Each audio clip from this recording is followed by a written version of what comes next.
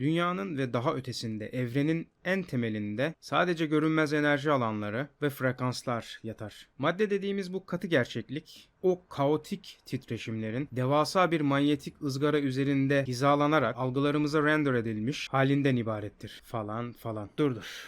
Birkaç dakika.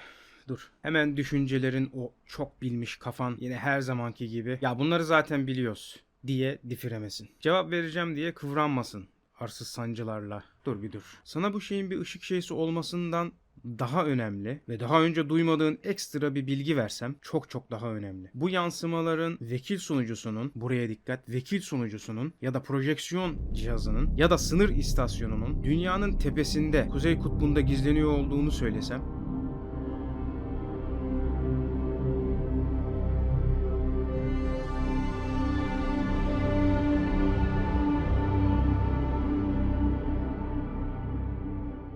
Evet, bugün yine sana hafif çılgın tavrımızın, hafif çılgınca sunumlarından birisini, bir diğerini yapmak üzereyiz. Yüzyıllardır efsane ya da yok sayılıp bilinemeyen, tuhaf bir kayalıktan, bir dağdan bahsedeceğim. Ve bunun sıradan bir kayalık, gelişi güzel sırf doğal bir yapı olmadığını, sadece doğal bir yapı olmadığını, içinde yaşadığımız bu simülasyonu, gerçekliğimizi ya da en azından gerçeklik dediğimiz o şeyi bir çeşit frekans rejeneratörü olduğundan bahsedeceğim. Onu göremiyorsun fakat o oralarda bir yerlerde. Yani aslında görünür ama neyse. Bu şey yine simülasyonun içindeki, simülasyonun savrulmasını engelleyen, dünyanın savrulmasını engelleyen bir koddur. Bir çeşit fizik motoru kısıtlayıcısı. Ki bu sana daha sonra açıklayacağım mevcut dünyanın sonu senaryosunun en önemli kısmıdır. Yani doğal olarak. Evet, bu şey dünyanın tam kalbine, Axis Mundi denilen o mutlak sıfır noktasına çakılmış devasa geosibernetik bir donanımdır. Bu yapı gezegenin manyetik stabilizasyonunu sağlayan, veri tabanını işleyen ve plazma, buraya dikkat et, plazma formlarını hapseden kadim bir ana sunucu kafesidir ve daha fazlasıdır. Bu gizemli dağın önemi, üzerinde durduğumuz zeminin ne kadar kırılgan olduğunu fark etmemizle birlikte net bir şekilde anlaşılır. Düşün, sürtünmesiz, dondurucu bir boşlukta, ekvatorda saniyede 460 metre hızla dönen devasa bir topun üzerindeyiz. Üstelik bu top dediğimize bakma, kusursuz bir küre değil. İçi çalkalanan, erimiş bir magma, dışı ise sürekli yer değiştiren, trilyonlarca tonluk okyanus sularıyla dolu, asimetrik bir geoid dünya. Fizikte dönen her cisim dengesini korumak için belirli bir açısal momentuma ihtiyaç duyar. Bu da Kuzey Kutbu'nda yer alan devasa kütlesi ve manyetik yoğunluğuyla dünyanın dönme eksenine çakılmış bir stabilizasyon çivisidir.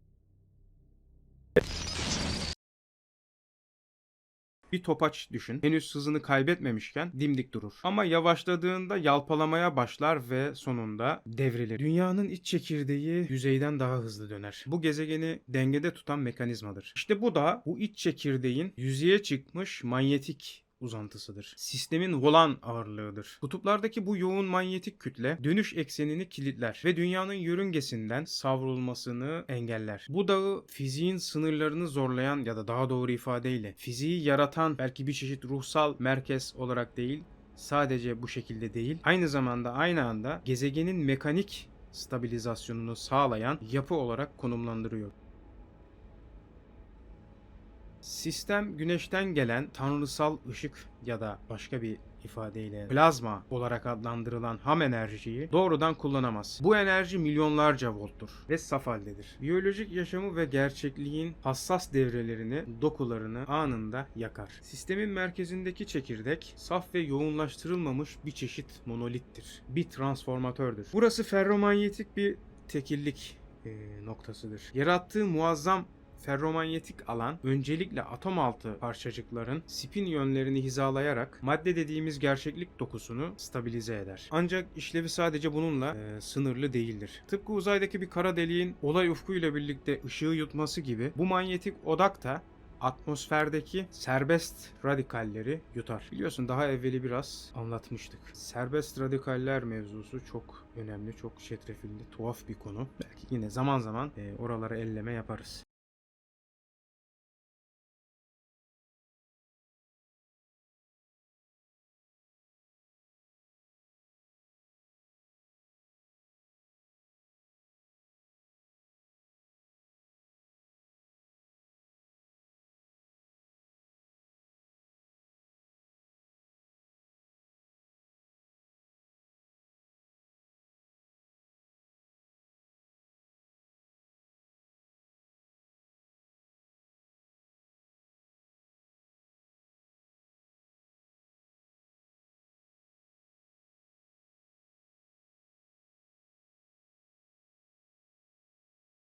Evet, güneşten gelen bu ölümcül enerjiyi ev tipi elektriğe, yani yaşam enerjisine dönüştüren devasa bir doğrultucu indüksiyon çekirdeğidir. Bilimsel olarak polar kas denilen delikten güneş rüzgarları dikey olarak kuzey kutbuna, yani doğrudan şimdilik senin için meçhul olan o bölgeye iner. Burası şehir şebekesinden gelen ana yüksek gerilim hattının trafoya girdiği yerdir. Kuzey ışıkları sadece görsel bir şölen değil, sistemin elektromanyetik frenleme sistemidir. Klasik transformatörlerde katı bakır teller kullanılırken, tabi bunda da var da bir miktar, dediğim gibi orası daha sonraki sekanslarda. Burada, bu dağda, bizim bu efsanede, bu kozmik yapıda iletkenin kendisi akışkan haldedir. Uzaydan gelen yüklü parçacıkların manyetik alan çizgileri etrafında sarmal bir yörünge izleyerek dönmesidir. Bu sarmal hareket gökyüzünde katı bir tel olmadan devasa bir sanal solenoid bobin yaratır. Gelen yüksek enerjili güneş rüzgarları bu sarmal yörüngeye girdiğinde manyetik alanın direnciyle karşılaşır ve hız kaybeder. Bu süreçte enerji ısı ve ışığa, yani aurora'ya dönüşerek sistemden atılır. Yani daha o kozmik yapı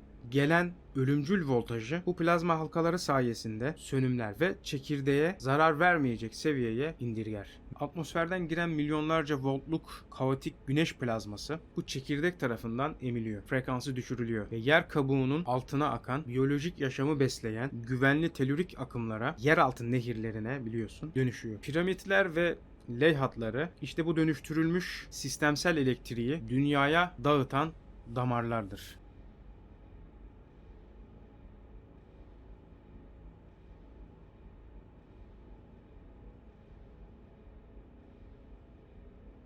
Evren sabit bir resim değildir. Saniyede milyonlarca kez yenilenen, yani render edilen bir elektromanyetik projeksiyondur. Tüplü televizyonların arkasında, en arkasında ekranı aydınlatmak için sürekli bir şekilde elektron fırlatan bir tabanca bulunur. Katot tabancası. Bu evrenin merkezindeki veya boyutun ötesindeki, bilinenin, düzlemin ötesindeki kaynak enerjidir. Belki yine dediğim gibi daha sonra anlatacağım nefes ve plazma cinsinden bir şeydir. Çok karmaşık bir konu. Evet, yapı ham veriyi, ışığı ve enerjiyi sisteme pompalar. Ancak bu enerji yönlendirilmezse, sadece tek bir noktaya odaklanırsa o bölgeyi yakar ve görüntü oluşmaz. Televizyonun boynunda elektron tabancasından çıkan ışını sağa sola yukarı aşağı yönlendiren güçlü bakır sargılı mıknatıslar vardır. İşte bizim kozmik makinamız merkezden gelen o saf plazmayı ya da ruh manyetik alanıyla büker ve yönlendirir. Dağın manyetik alanı olmasaydı enerji ya da hayat tek bir noktada toplanır ve bu gördüğün cümbüş tutarlı olmazdı. Sihirli dağ bu enerjiyi tarıyor. Tıpkı o televizyonun içerisindeki mıknatıs gibi dünyanın çivisi de manyetik alanıyla enerjiyi dünyaya yayımlıyor. Elektronlar cama çarptığında oradaki fosfor tabakası parlar ve biz görüntüyü görürüz. Merkezdeki donanımın yaydığı manyetik dalgalar evreni satır satır tarayan görünmez scanline'lardır. Bu frekanslar kuantum alanına çarptığı an madde arayüzü tetiklenir ve gerçeklik dediğimiz görüntü ekrana düşer. Deneyimlediğim bu cümbüş, hepsi bu kozmik CRT ekranın üzerinde sistemin yenileme hızıyla sürekli yanıp sönen geçici fosfor noktacıklarından ibaret. Herhangi bir 3D oyun motorunda veya mimari çizim programlarında, neyse işte, bir nesneyi yaratmak için önce X, Y, Z eksenlerinin kesiştiği o mutlak 000 noktasına ihtiyaç vardır. Eğer bu sıfır noktası orijin sabit değilse veya sürekli kayıyorsa sistemdeki diğer hiçbir nesnenin yerini hesaplayamazsınız. Bir bina bir saniye önce sağda, bir saniye sonra solda ya da herhangi başka bir yerde beliriverir. Dünyanın manyetik merkezi bu simülasyonun referans noktasıdır, çapasıdır. Sistem senin nerede durduğunu, okyanusun nerede bittiğini, dağın nerede başladığını bu manyetik kuzey kutbuna olan mesafeye göre hesaplar.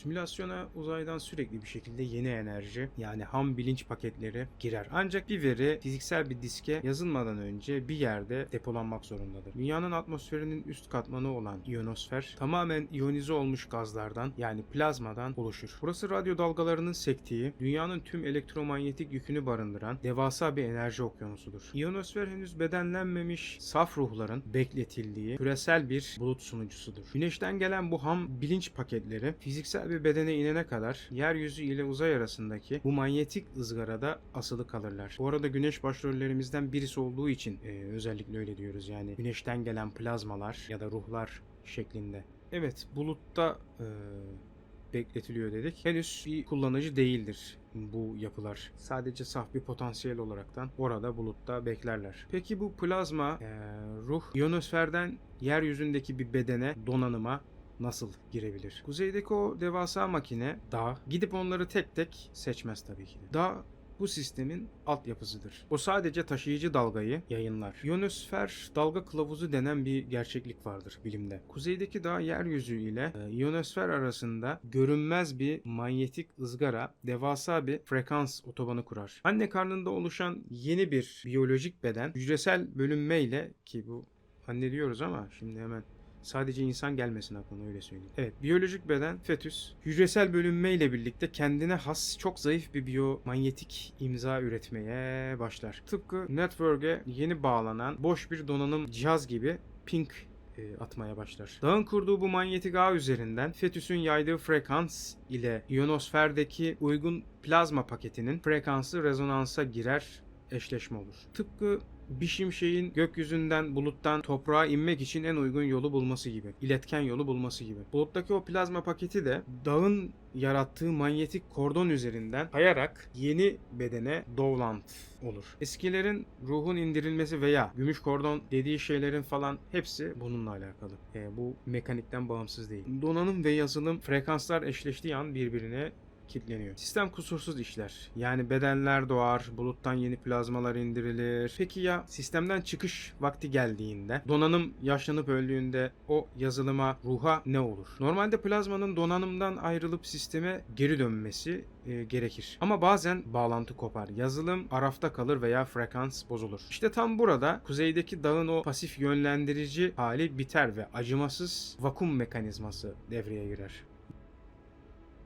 Sistemin sağlıklı çalışabilmesi için sadece fiziksel maddeyi bir arada tutmak yetmez. Aynı zamanda sistemin arka planında biriken dijital atıkların da sürekli temizlenmesi gerekiyor. Bilgisayar mühendisliğinde buna çöp toplama deniyor. Ve dağın yaptığı şey tam olarak bu. Yetim veriler. Biyolojik bedeni ölmüş ancak sistemden, dünyadan çıkış yapamamış, arafta kalmış bilinçler, bunlar artık bir kullanıcıya bağlı değillerdir. Ancak RAM'de yer kaplamaya devam ederler. Hala hafızanın ucunda, kıyısında pineklenirler. İnsanların yaydığı yoğun korku, travma ve obsesyonun yarattığı kendi kendine çalışan düşünce formları, bunlar ana işlemciyi yoran gereksiz arka plan formlarıdır. Dağ sadece statik bir mıknatıs değil. Aynı anda aktif bir vakumdu. Kuzey kutbundaki bu merkez belirli bir frekans aralığında devasa bir çekim alanı yaratır. Ben buna bir çeşit aslında subwoofer benzetmesi de yapmıştım. Tam olarak o oturmuyor ama kesinlikle bunun bir çeşit bu dağın aynı anda bir devasa bir hoparlör olduğunu da burada söyleyebiliriz. Çok tuhaf bir yapı. Evet, devasa bir çekim alanı var dedik. Işığın kaçmasının mümkün olmadığı bir etkisi vardır. Bedeni olmayan, kendini bir yere demirlememiş ki tabi buralar gerçekten çok derin konular. Buralar sadece bu şekilde geçmekle olmuyor ama hepsi de bir anda olmuyor. Anlatamıyorsun. Zamanla anlatmaya devam edeceğiz. Çok dolanık bir konu. Bu kadar basit değil yani. O yüzden yavaş yavaş bunun peşine eklemeye devam edeceğiz. Evet, bedene demirlenmemiş. Bu arada şeyden de bahsedeceğim. O da burayla ilgili. Gerçek Vinon diyoruz ya. Eşyaşar. Evet, bedeni olmayan, kendini bir yere demirlememiş olan her türlü plazma formu manyetik rüzgarlara karşı savunmasızdır. İradesi ne olursa olsun bu çekim gücüne kapılır ve merkeze doğru sürüklenir. Bu sistemin otomatik temizlik fonksiyonudur. İşte en korkutucu bilimsel senaryo budur. Uzayda dönen asimetrik cisimler belirli bir süre sonra 180 derece ya da başkaca derecelerde takla atar. Bu hem kinetik bir illüzyondur hem de gerçek manyetik bir etkileşimdir. Bu illüzyon ya da olay cisim stabil bir noktada ya da bir yönde hareket ediyor olduğu halde cismin pozitif kutbu ile negatif kutbunun kısa süreli manyetik rezonansından birleşmesinden sebep ortaya çıkan tuhaf bir olaydır. Kinetik yoğunluk azaldığında manyetik alan bozulmaya başlar ve cisim aniden gerçek denge noktasına doğru savrulur. Bildiğin gibi az önce de anlattık ve daha önce de biliyorsun. Dünya bir mükemmel bir küre değil. Eğer kuzey kutbundaki o makinamız manyetik ağırlık olmasaydı dünyanın ağırlık merkezi kayar ve aniden takla atardı. Bu dengesizliği önleyen karşıt ağırlık görevini görmektedir bu dağ. Dünyanın başını yukarıda kuzey kutbunda tutan şey yarattığı manyetik kilittir. Dünya dönerken hafifçe yalpalar. Presesyon. Bu yalpalama 26 bin yılda bir tam tur atar. Tabi bu sayı atmasyondur. Tam olarak bunu bilemiyorlar. Sen 300 bin aşağı 500 bin yukarı de. Ama yalpalama kesinlikle çok önemlidir, hassastır. Eğer artarsa iklimler yok olur. Arabaların motorundaki titreşimi emen motor kulakları neyse bu kozmik yapıda devasa manyetik alanıyla dünyanın eksenini Polaris'e kutup yıldızına kilitler. Bu manyetik halat gezegenin yalpalamasını minimumda tutar. Bizim kozmik makinamız manyetik alanını aktif ettiği anda bu kaos biter. O görünmez manyetik çizgiler uzay zaman dokusunda bir ızgara, grid. Atomlar bu ızgaraya tutunur. Bedenin, ağaçlar, binalar ve diğerleri. Hepsi bu dağın manyetik şablonun üzerinde dizilmiş demir tozlarıdır. O manyetizmayı oradan çekerseniz hiçbir şey kalmaz. Her şey saniyeler içerisinde şekilsiz bir toz yığınına dönüşür, birbirine girer. Bilgisayarlarda her işlemin yapıldığı bir saat hızı vardır. Her şey bu tik-tak ritmine göre işler. Dünyanın da tam nabzı bir elektromanyetik kalp atışı vardır. Bu frekans biyolojik ve fiziksel yaşamın refresh rate'idir. Yenileme, tazeleme hızıdır. Bu manyetik merkez devreden çıkarsa evrensel saat durur ve teklemeye başlar. Geçmiş, şimdi ve gelecek birbirine girer. Yani öyle işte. Gördüğümüz görüntü donar. Kare atlar ve bu çeşit pikselleşir. Matrix glitch dediğimiz olay yine. Bu manyetik senkronizasyonun anlık sapıtmasıdır. Eğer yapımız bu temizliği hal yoluna koyamazsa sistemde memory leak başlar. Yani kullanılmayan ama silinmeyen o az önceki o zımbırtılar, ruhlar, atıklar birikerek dünyanın RAM'ini doldurmaya, zorlamaya, daha böyle fantastik bilim kurgu tavrında orayı uzay zamanı yırtmaya başlar. Anlatacağız, geleceğiz The Thing tavrında.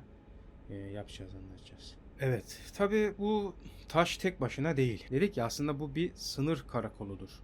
Buradan daha uzaya doğru böyle var, orada başka bir yapı daha var da ekleyeceğiz, daha sonra anlatacağız. Bu aslında dünya içerisinde 7'nin biridir.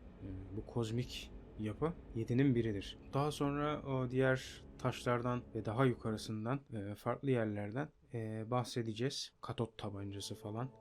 Işığın, plazmanın kaynağından belki bahsedebiliriz. Bu Venom olayını, simbiyot olayından, eşyaşardan bahsedeceğiz.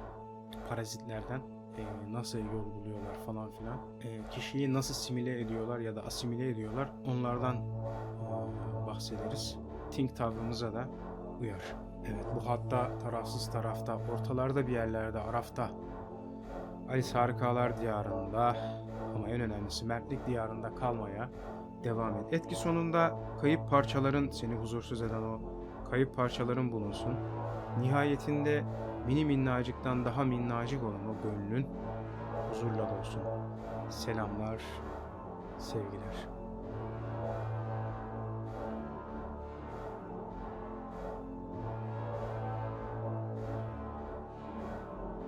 Eğer kozmik dağınız yok